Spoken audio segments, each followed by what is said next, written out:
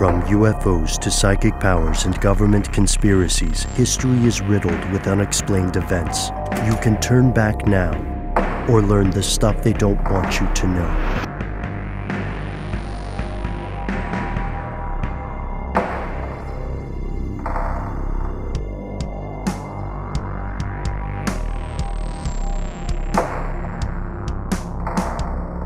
This one's interesting. It's strange, sure. It's a little spooky, but it just kind of clued me into a few things that I was not aware of. I think we're all familiar with the Lizzie Borden story, if for no other reason than that really kind of twisted children's rhyme. Completely inaccurate, by the way. Lizzie Borden took an axe and gave her mother 40 whacks. When she saw what she had done, she gave her father 41. Incorrect, because only 19 blows were bestowed upon the mother, Abby Borden, who was actually a stepmother, if I'm not mistaken. And then there were 10 that were brutally rained down upon the 69-year-old Andrew Borden's head and face. He practically was discovered with his face unrecognizable, completely split open. An absolute horror show, crime scene. And a story that absolutely took the public by storm back in 1892. This story was set, it's a true story, in Fall River, Massachusetts in New England. And Lizzie Borden was sort of the primary suspect of the murder. She and her sister apparently did not have a good relationship with their stepmother. There was arguing over money, and Lizzie had the least plausible alibi, or at the very least was the one that was most likely to have been nearby when it happened. So when the trial took place, a lot of circumstantial evidence was flung at Lizzie, and she was ultimately acquitted. And that's sort of a story for another day. There's a lot of interesting kind of gender politics and just kind of norms of the time, and also not to mention, like, you know, where we were as a society when it comes to things like forensics. They did have like kind of rudimentary fingerprinting back in those days, but surely nothing like what we have today. But the reason I'm even talking about Lizzie Borden, which you may be asking yourself, is the house where this double murder took place is for sale right now. So you could be the proud owner of the Lizzie Borden murder house, which I was not aware at all already is and likely will remain a bed and breakfast. Mm-hmm. Huge industry, actually. Huge industry, bed and breakfast. Yeah, quaint little. Murder bed and breakfast. It's hard to say. Murder bed and breakfast. Ben, you say a big industry. I was not aware of this. There are a lot of people who believe in it, at least. Because people might not want to own a home that has a bloody past like this, but there is a not insignificant amount of people who would love to visit for a night. Yeah, because no matter what Lizzie actually did there in the home, 2 people were brutally murdered. So you can see why a lot of other folks want to explore it. Especially those who are interested in that, that liminal space between life and death. Mm-hmm. And this got me thinking, I wonder what the laws are around these types of home sales. Obviously, in this one, it's a feature and not a bug. In the property listing, it's described as being a turnkey operation, and the only reason that it's being sold at all is because the couple that's owned it for the last 20 years would like to retire. So it's apparently like it's already set up. The infrastructure's already there to continue as a bed and breakfast, including the intellectual property. They actually, because by owning the house, they own like the legacy kind of that IP, which is fascinating. And there's also merchandise they can sell. It's a little miniature museum. Here's a quote from the current owners. "We're hoping that someone will come in and buy it and keep it as a bed and breakfast and for tours. It's one of the most visited tourist attractions in New England. It's well known all over the world. And on a normal year, you have people that come in from all over." And here's another interesting twist. Lizzie Borden, after she was acquitted, she lived out the remainder of her life, in the lap of luxury, more or less. I mean, there was a lot of family money. They were a very well-to-do New England family. And she and her sister moved to a nearby house. They didn't even have to go on the lam or get out of town. I've always loved the idea of living in a house with a name. And this is a doozy. This house was called Maplecroft. And it was nearby. And it is also for sale. So you could buy not only the house where the murders took place, but Lizzie Borden's residence when she herself passed away. I have a question. Yeah. What's the breakfast like at the Airbnb? It's a good question. I'm assuming brains and eggs, perhaps. Yeah. I always feel a little disappointed when you go to a bed and breakfast and there's just the continental breakfast. Oh yeah, it's in the name, man. You got to really give it a little bit of extra attention. Yeah. And also, not to mention the whole issue of the idea. I mean, it's in a Key and Peele sketch, but a continental breakfast just sounds so fancy and bougie, and you realize it's just a couple of cereal dispensers and a basket of muffins, and that's all it takes for it to be a continental breakfast. Surely we've seen various, grades of continental breakfast, but the bare minimum for a continental breakfast is not much. Don't let me derail us either. I'm always interested. The breakfast talk is very important, Ben. But like I said, it did get me thinking, what are the laws about disclosing these kinds of things? If you're a realtor, obviously, and like I said, in these situations, it's something that, it's right out there on the open. It's on the name of the house practically. It might as well be called the, Lizzie Borden murderer bed and breakfast, but other situations that would not be the case. You might not want to tell a newlywed couple that a murder-suicide took place in their first home that they're going to buy and raise their family in or whatever. And it turns out it varies state by state. And the name for these types of properties is in and of itself very interesting. These are referred to as stigmatized properties. And they're essentially properties where, because of some sort of undesirable event, whether emotional or psychological, people might consider them to be tainted in some way. And they're divided into very interesting categories as well. Oh, for example, think about the O.J. Simpson home in Los Angeles. That'd be a good one. Okay, so murder or suicide stigma. It's pretty self-explanatory. Apparently, about 45% of Americans, according to an article in the Huffington Post, believe that when there is a violent act, such as murder or suicide, that takes place in the home, that ghosts or spirits of the murdered or expired souls will remain in the house.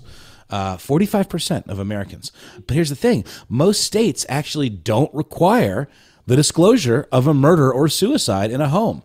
But it's also illegal for a realtor to knowingly mislead a buyer. So if the buyer's done their homework and they ask, the seller can't be like, no, nothing to see here. That's absolutely not true.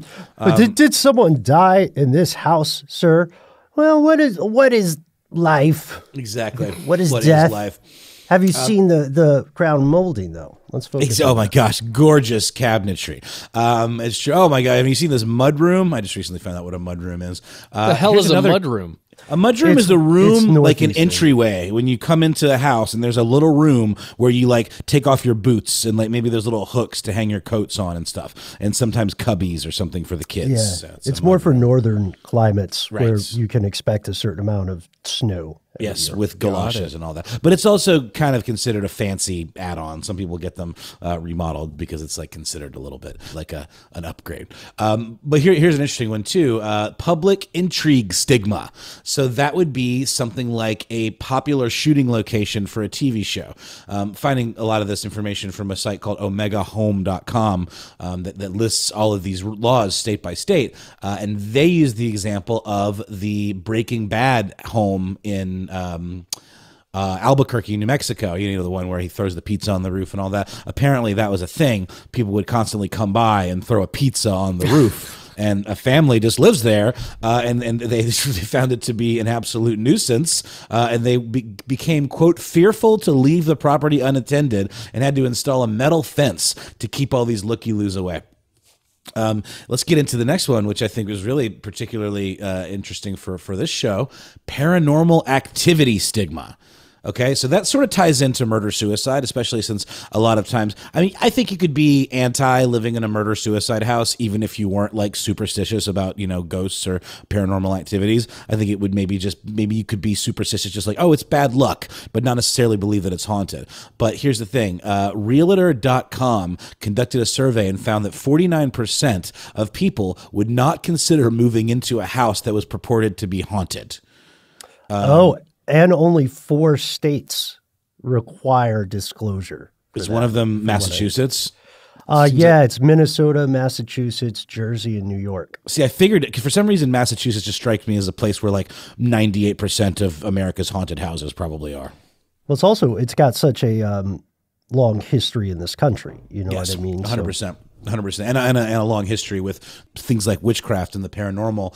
But yeah, 49% of people surveyed said they wouldn't move into a house that was considered haunted. And here's my question. When it comes to hauntings and all of that, don't you have to consider the source? Like, what would you consider to be a reliable source for whether or not a house was haunted? Just like neighborhood kids, whispering around on their bikes? Or like, do you need something a little more serious than that? Do you need to have it like exorcised or like some kind of like, Amityville type situation? What would it take for you guys to consider a house as maybe, probably, definitely haunted?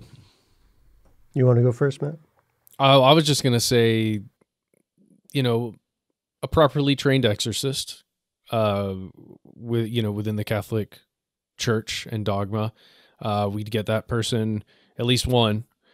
We would need someone probably who practices Santeria, to also show up and check the house. And once those 2 professionals have gone through and either cleared or, made me aware that something has gone on, then I can definitely buy the house once we can prove that something has happened. I would say, so you want this, Matt? You want to move into a haunted people house? Pay extra for it. Okay. All right. I would say, first, you guys know how I feel about gentrification, so I'd be very hesitant to gentrify a spirit, especially if they were there beforehand.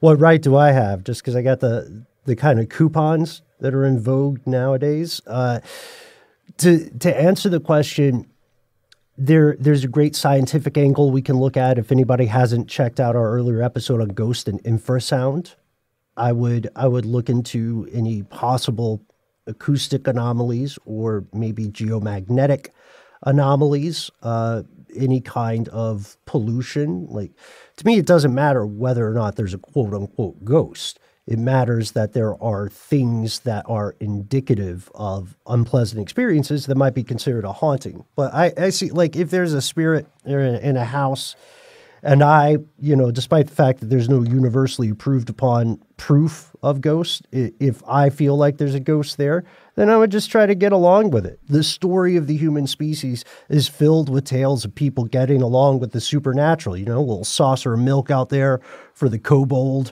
or whatever, or the fairy, the fae. I would just make friends with it if I thought there was something there. Yeah, it's interesting. You're right, Ben. Massachusetts, Ohio, Minnesota have specific language saying that the seller need not disclose parapsychological or supernatural phenomenon. It's not that they have a law, it's just that it's actually mentioned. So this one in particular, hate to tell you any first-time home buyers who are getting cold feet, you can't claim haunting to get out of your escrow. Oh, yeah, sorry, that's what I meant. Yeah, the New York, New Jersey, Massachusetts, and Minnesota are the only ones I know of that deal with paranormal activity in any way in their disclosure laws, but they definitely don't all treat it all the same. I was not aware of Ohio. I thought there were just 4. Yep, that's what I've got here in this Omega article. Next, we've got an obvious one, criminal stigma. So this would be like if your house was, this could also fall under things like environmental. If your house was formerly a meth lab, and there could potentially be some contamination left over from that. But the criminal stigma is first and foremost in terms of, the idea of maybe this house is marked. If it has a reputation, perhaps there could be some blowback from criminal enterprises or people knowing where the house is. That's where my mind would go if I knew that my house had been used as a, some sort of like headquarters for criminal activity. I'd be wondering, is there some crazy stuff buried beneath the floorboards that someone's going to be coming back looking for? I would be concerned about that. I think that's a legit one. Then you have debt stigma, and that's just exactly what it sounds like. The home, maybe future owners might be contacted. But this is the kind of thing that title searches, which is actually what my good friend Frank does for a living, where people actually look up the chain of custody for a property and make sure there aren't any loans, or there aren't any outstanding liens from previous owners, or things that have moved forward through the chain of custody, because that would be something that a new buyer would be responsible for. So when you look at a new property, especially if you're like a prospector trying to flip houses, you get a title search done on that house, especially if you buy it like on a foreclosure, for example. You'd want to make sure that it was clean of any, debt or any like title issues. And then something that I think is delightfully called minimal stigma, which is something that only would bother a very small percentage of the population. So for example, someone died of a terminal illness within the home, so not in the violent death category, even though it's not communicable, there's no contamination concerns. Someone could just be in that same way scared of living in a house where someone has expired, or perhaps a sex offender living in the neighborhood.